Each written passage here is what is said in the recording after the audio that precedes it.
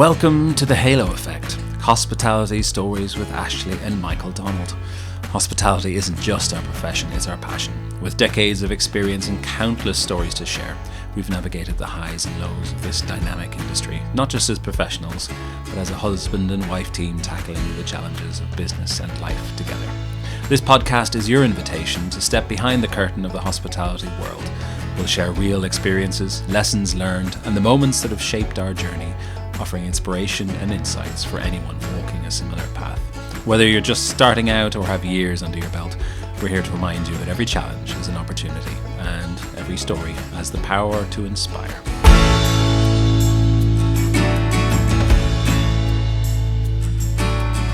Hello and welcome back to the Halo Effect. We have a special guest today. We do. A returning guest. A returning guest.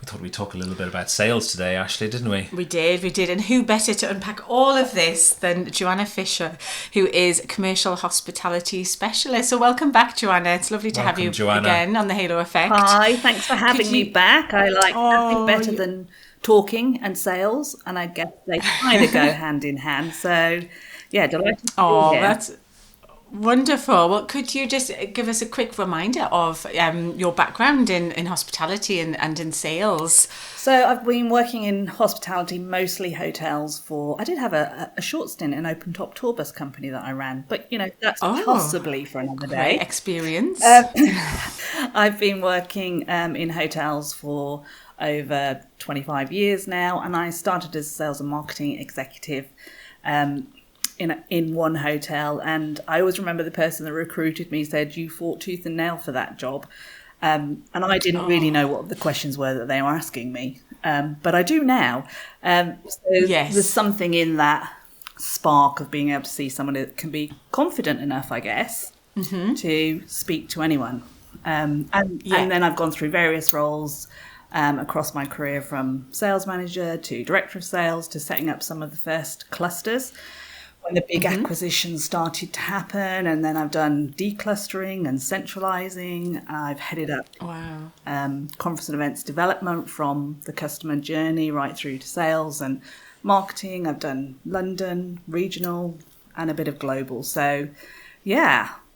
Fantastic, very comprehensive, and fantastic experience. And I love what you said about just that initial spark. And I think for a lot of hoteliers and people that work in the hospitality industry across the board, I think that spark and that innate sense of hospitality and it's such a people business, isn't it? So I think it's wonderful to see how you've then just layered that with so many skills across your career. So we're very lucky to have you today, and I know we can talk sort of very broadly across the commercial perspective, but for today we just really wanted to hone in on sales.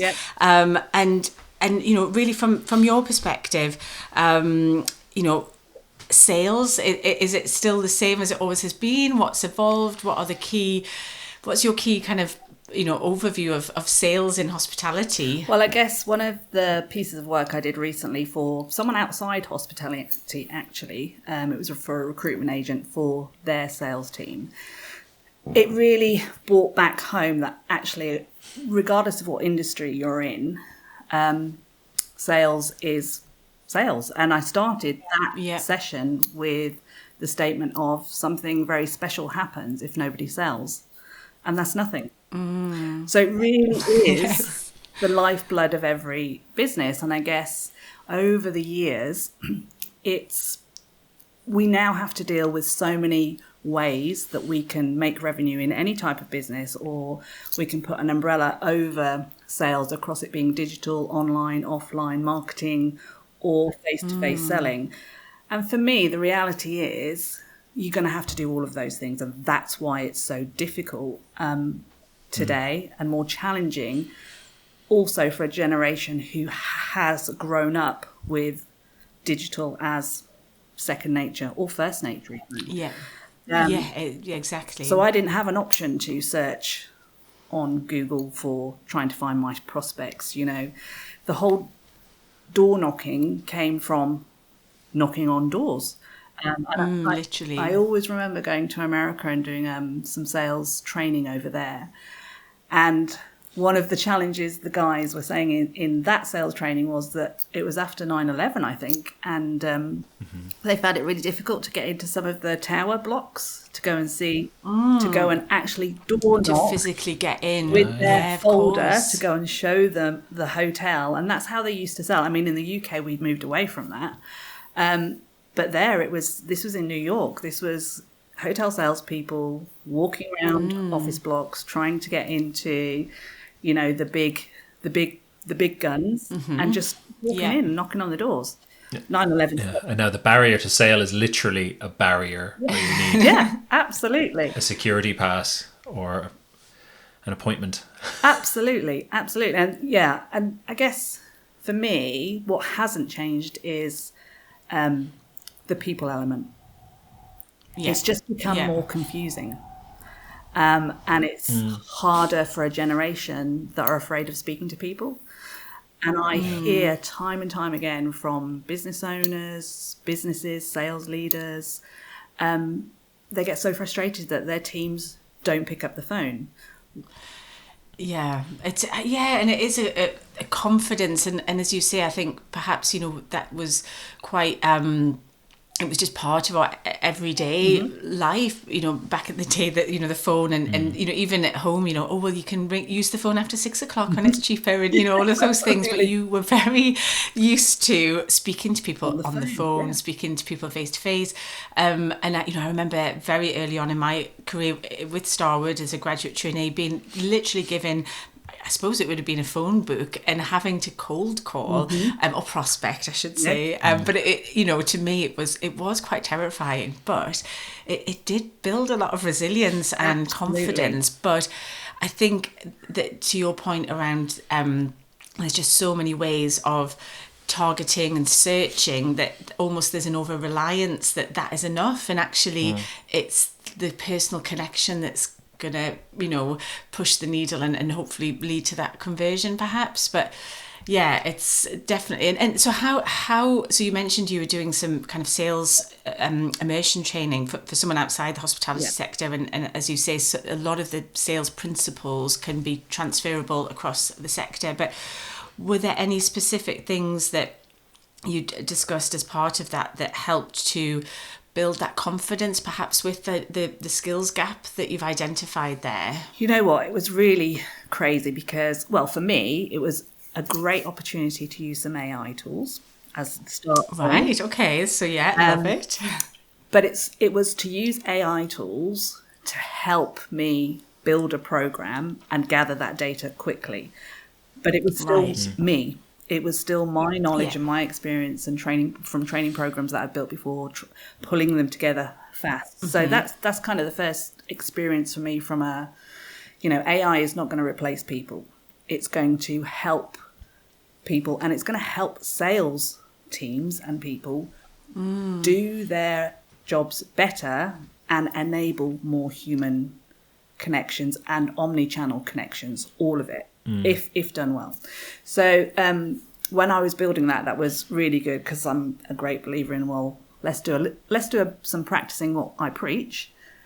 Is this really the way forward? And if sales teams or business owners ask me about the AI piece with sales, I can really speak about that confidently, that I've used it myself, but also defend investing in training for sales teams. Because otherwise, everybody's in danger of de-skilling sales teams by thinking that technology or agenix is going to replace that, and it really won't. So one of the things that I was most surprised about, and I was a bit worried about the level or the skills that I was bringing to the table to work with the team, that they were going to be a bit basic for them. But I was blown away. They were so engaged and open. And I think some of that is because we were all in a room. It was a workshop. I had made it highly interactive, as well as ensuring that it had some of the key training skills like questioning and handling objections, some of those basics that I actually don't think businesses have invested in people over the last 10 years. And you've got that block of COVID in between. Then you've got digital's going to do everything for us and AI will do everything. And the sales people have not necessarily been invested in it. They're good at building relationships because they're friendly and happy and smiley and seem to be able to get on with people. And let's give them some targets. But other than that, there just doesn't seem to have been that much investment. And there's also, that whole piece that if somebody else comes in and says the same thing that a manager says to their team or a leader says to the team, sometimes it lands better because someone else is saying it. Yes. In a different environment. Exactly. The feedback I got from them was really great. It was really, the biggest piece was around confidence building. And they did that by underpinning the skills.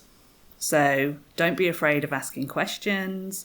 I use some of the data because there's quite a lot of data out there actually that speaks to the fact that face-to-face and telephone calls are still they still have a greater conversion percentage than right? Yeah. Or marketing and digital. And I think businesses have forgotten that. It's still I was going to sort of say that there seems to be a sort of almost a push towards relying on the marketing aspect and the digital marketing aspect and the click here to book now to do this and the CRMs and having that sort of automated section. But that's only part of the journey, isn't it, in terms of a customer journey? Absolutely. I mean, a lot of your customers aren't really even making that decision, are they? It's got to be their boss or the boss's boss or the booker or whoever it might be who's doing it. So the sales element, especially in that sort of corporate level, must be incredibly important, and that personal connection as well, where you can pick up a phone and you can discuss an issue or a problem and not be afraid. Yeah. And what are people afraid of? Well, I've heard some crazy labels of recent, and I just think it's like, okay, so this is the world we live in. We're identifying everything that we would have called stuff that you just got on with. We are in the world that we are in, and if labels are what makes it easy for people or HR to create policies, who knows? But one of the ones that I'd never heard of was secondhand shame. I was like, what now? Oh, so, I'm not familiar with that one. Yeah, so it was a case of someone in the team had secondhand shame, and it was somebody that they weren't phoning them back because the last time they spoke to them, they'd had to have a difficult conversation and saying no to them for something, or they didn't get a role that they'd applied for. So they didn't want to call them back because they felt shame for that person, and that was what they were afraid of getting on the phone for. So in my world, that's like, I feel really bad. That's a bit awkward. But I wouldn't label it, but you just get on with it, right?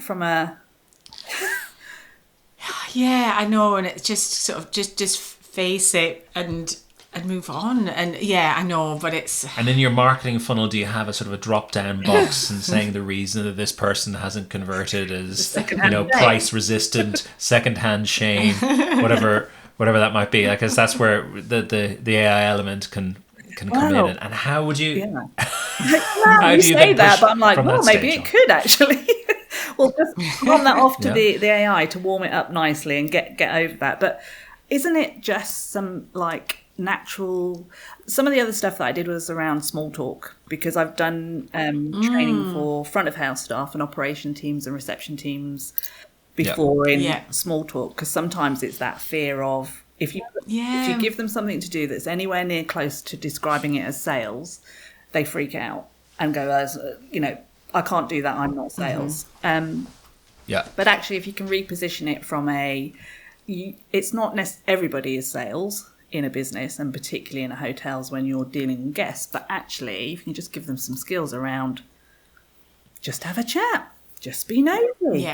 Here's some small talk that you could use to warm up the conversation, and just paint that picture for people. And that's, for me, a generational gap where we're skilled in having two-way conversations and being able to have the time to understand people's body language, the tone of voice, what they're saying, being able to listen and seeing how they're Yeah. and some of that has been degraded because of the digital world we live in, and on the back of hybrid working, everything not being It's harder to spot those cues, as you say, those really kind of soft cues. And I know we did quite a bit of training with one of the hotel brands that we worked with, and it was around emotional intelligence and spotting those cues and identifying sort of different sort of kind of personality and behavioural traits, and how you can kind of help to sort of respond that and mirror that and just provide that comfort. And I think that intuition almost, isn't it? But sometimes that can't necessarily be, it's not necessarily that you're teaching that. I think you're just trying to make people aware and give them tools, and that's it, and give them a way of doing that in their own way. I remember in working in hotels, and maybe Wimbledon would be on, working in London, Wimbledon would be on. You know that half the guests were going to Wimbledon, but you would have a situation where I would make sure you ask people about, what match they went to see, or how was Wimbledon, and the answer from some of my team who were younger than me might be, I don't know anything about tennis. I don't even know. I don't know anything. I don't know what Wimbledon is. And obviously I'd grown up in an era where there were very limited TV channels on. So you knew something about snooker. You knew something about Formula One, darts, and you knew something about Wimbledon because they were the only things that were on at certain times. So it was very easy for us to kind of talk about that. But also, just even saying, I don't know anything about tennis. How was your day? Yes. Is simple. It doesn't have to be detailed. No. You don't have to get that in. And you don't have to have all the answers. You're just showing interest. One of the really interesting things that resonated with me at the conference I went to yesterday at Cvent, they had Alison Hammond open up day 2 morning, which anybody that's thinking of a conference, her opening up a morning where everyone's a bit sluggish, amazing. I can imagine. She's brilliant. She can freewheel like you just lights up the room.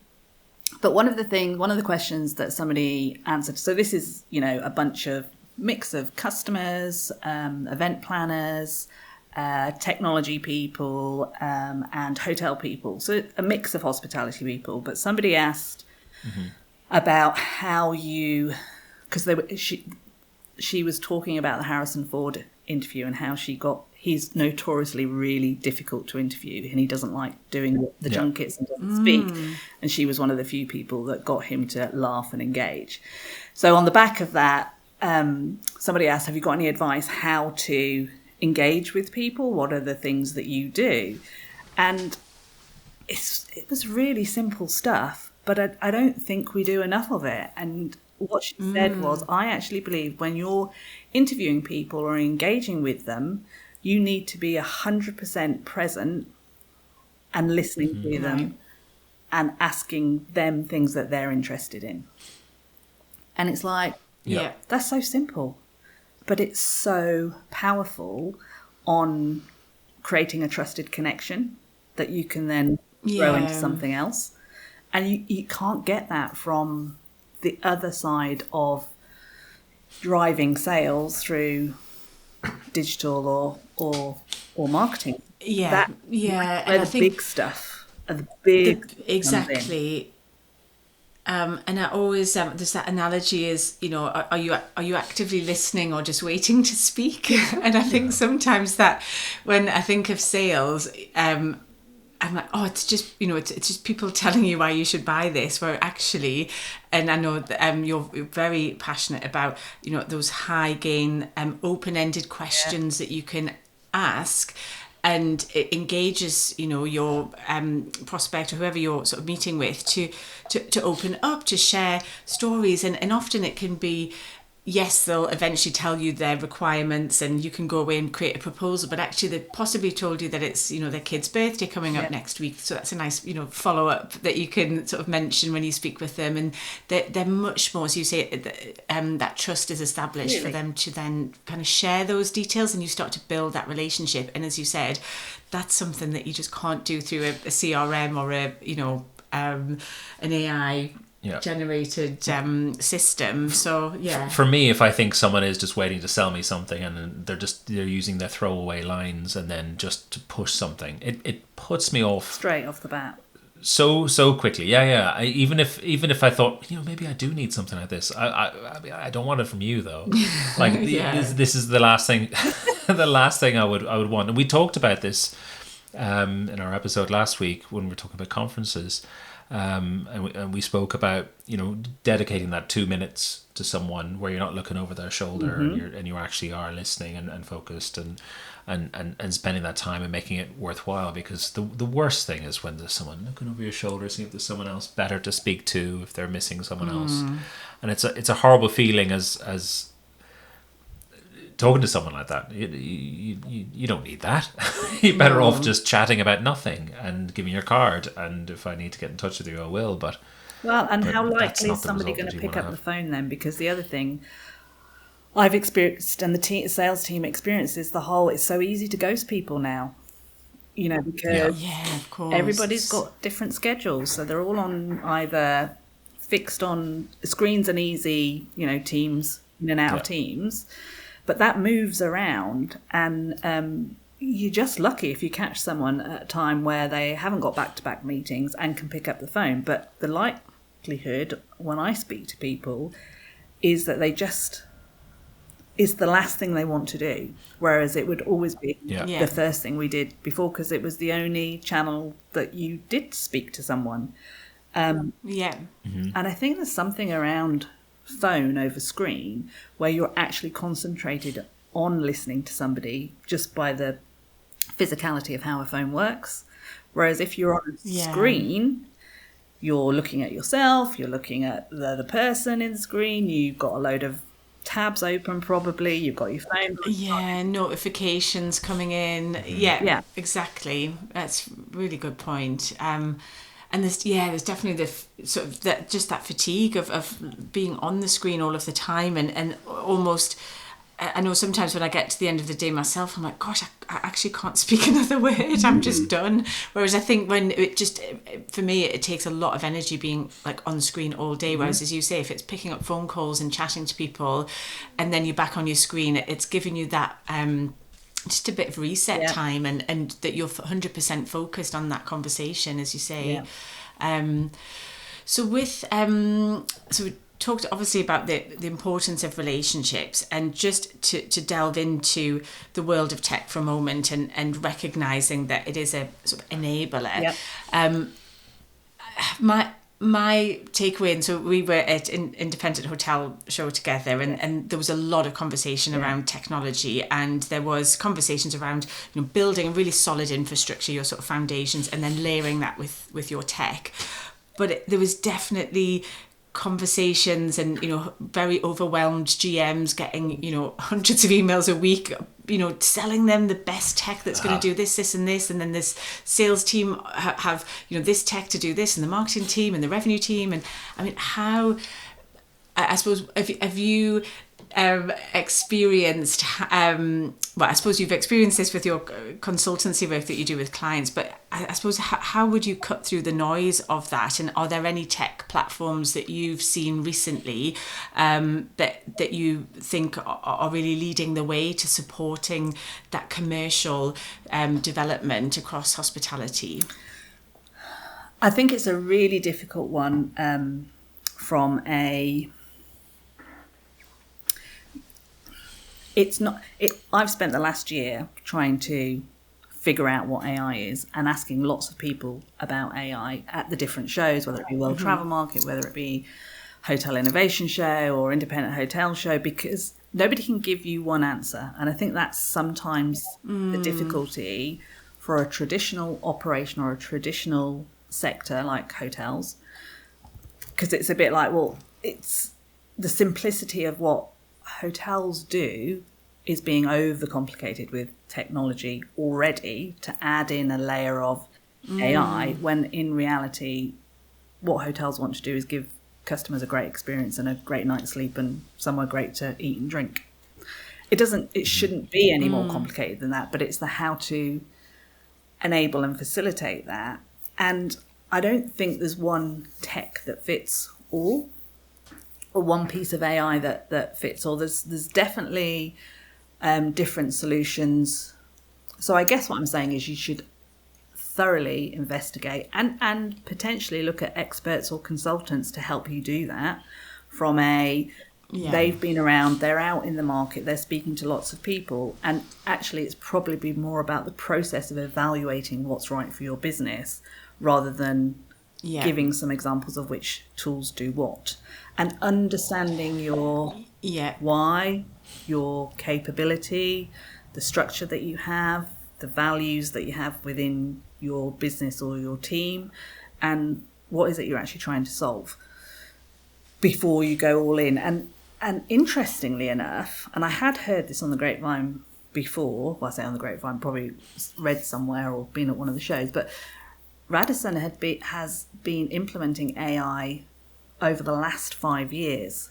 So how ahead of the game are they, that they potentially saw this coming and have started to implement that AI technology, particularly in their M&E office, around allowing their M&E sales to become M&E sales again, because they evaluated that 80% of their M&E sales was spent on admin. So they went with a strategy of, we want to do the 80-20 rule, but flip it on its head. So the M&E sales team are 80% selling and 20% admin, and they're doing that through technology.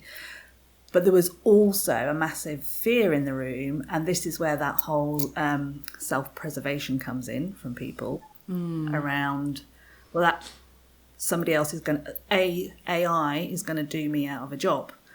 But the reality is that initiative and objective and roadmap of Radisson has thrown out new work, different problems that still need people to solve.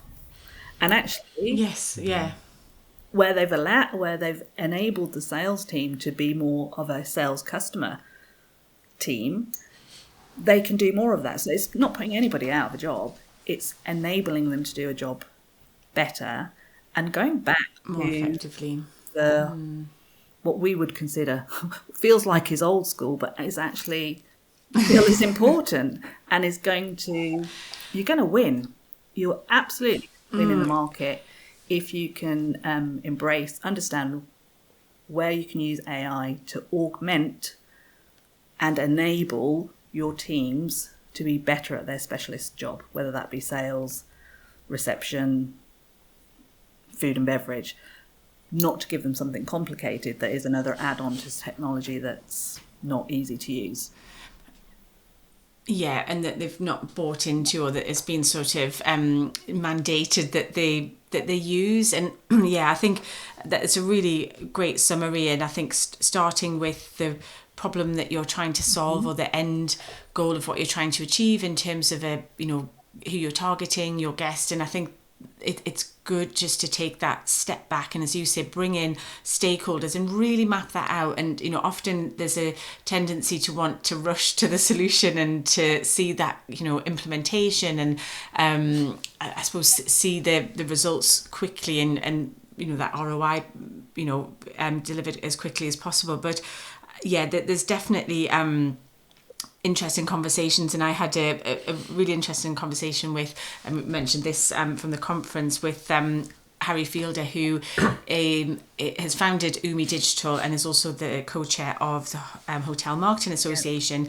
And he was saying that often he'll receive a brief for something, for a digital service, and actually he'll pick up the phone and say, I think actually this isn't the solution that you going to need? Can we just actually take a step back and really map out what it is ultimately that you're trying to achieve, and let's work backwards from there. And it might be that actually it's a different brief, and there's, we can map out your whole tech strategy and all of the different touch points, and we can identify where there's gaps currently, where there's opportunity, and we can put proposals together for elements of that. Or you might decide that actually it's just having that kind of roadmap is enough, and we can then work on a 2-year plan and budget for it, and roll it out that way. So it was just really interesting, I think, to as you say, have that overarching tech strategy, Sure. but bringing in all of those stakeholders from a commercial and operations, investor perspective, because often, things have been done, dare I say, in silos, different departments leading on different things, or trying to wedge something into a legacy system, or it just, it's like a patchwork quilt at the end of the day, isn't it? So, and I do recognise there are still legacy systems that continue to exist and can be used well, and there was a general manager that sort of said, actually, we've got a lot of these tools, but his view was actually we're only optimizing it probably 30%. So let's not just rush and buy more stuff. Exactly. Let's ensure that what we're maximizing what we have, but also with an eye on what we'll need in the future. So it's but it's so it can be overwhelming, and Absolutely. also you there's pressure when you benchmarking against other brands and seeing what's happening in the marketplace to feel like you need to be constantly investing. But I think, as you say, it's just making sure that investment is future proofed and taking that step back and mapping that out from the very beginning. One of the interesting stats, and I should have written down who said this and source it, but at the Hotel Innovation Show, there was a stat that said 80% of AI initiatives fail. That's massive. Right, 80%. Wow. And one of the reasons that their recommendations was, it was often businesses weren't looking at the capacity they had, the capability they had, the culture they had, or the costs before they went into this. And they didn't start with defining the problem and the objective, and they didn't have good data. And a number of people and a number of sessions that I've been to have talked about having data to put into AI gives you that solution. But of course, a lot of the time people just want the solution and not to do the data piece, because they don't think the data's any good and they want to get the data out, and that's why they want AI to do that. But actually, however small that is, and we've experienced this, I'm sure, as users of AI, you do need to put good quality input into it to get good quality output. And so that totally makes sense to me, that potentially you need to put that good data in hotels, because hotels and hospitality are all about, and stakeholders and owners and investors want to see what does that mean to me as an investor and the bank, and build confidence in that way. And AI could help that, but in my mind, it's got to be done through that capacity, capability, culture, and costs management. Both volume and quality of that Absolutely. data as well, right? Like, so often, you see the first name, last name in the wrong place, or the company in the wrong place, or the email written down wrong, or whatever it could be, and you just can't count that as valuable, because you go to call someone and their phone number doesn't work. It doesn't matter how good you are on the phone. If it's a dead number, or if you email someone and it bounces back, it just doesn't work. You can probably get over a name being spelt incorrectly, on a phone call easier than you can on an email, but all those different touch points, and there'll be technology that can clean up your database. Absolutely, it will do that for you, but it will still just make either assumptions about certain things, or it will work out the average of what is probably right, and it still might be wrong. Exactly. So the information needs to be as accurate as possible. So I would certainly recommend to everyone that they make sure that all of the data points that they have feeding into their CRMs and their systems and everything that is the bread and butter for sales teams and marketing teams. To get things right and accurate, because that's of all the emails and phone calls I get that annoy me.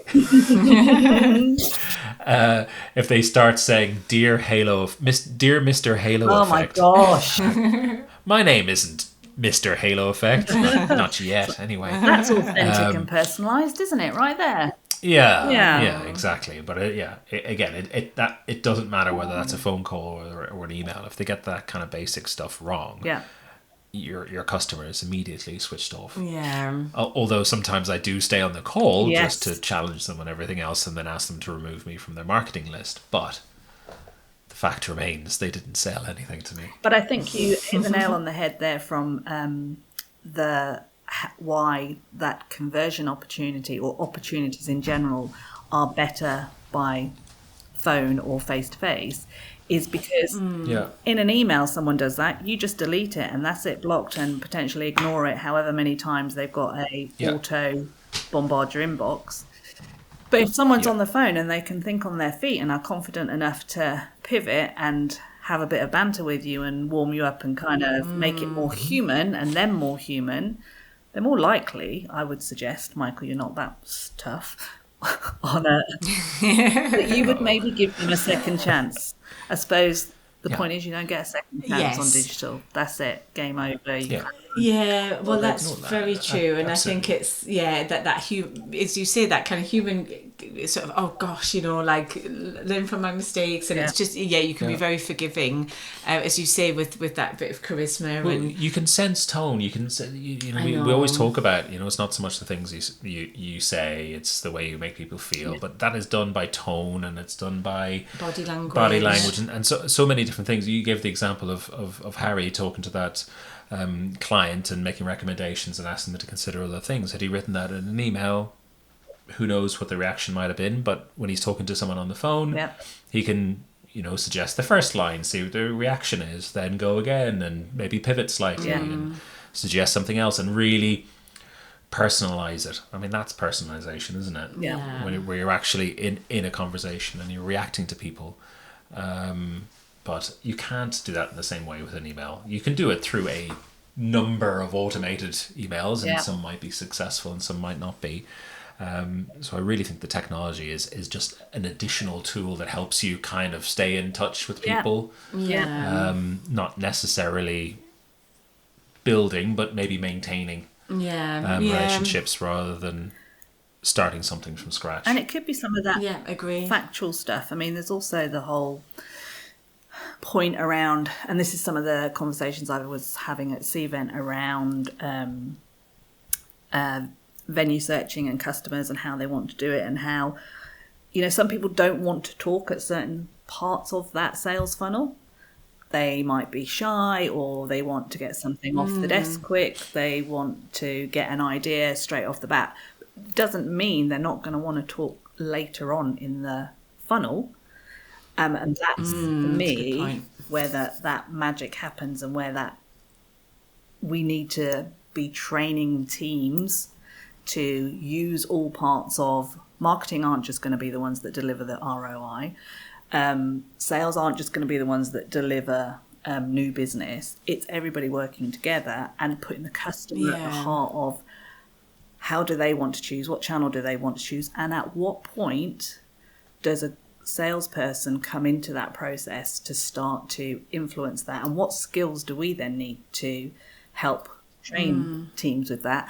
And I think it is back to some of those rapport building skills, understanding customer types and behaviours, overcoming objections, being able to have some banter and not be afraid of it, having the confidence to pick up the phone if you've got that data, because it's going to become more readily available for sure, with the AI piece growing.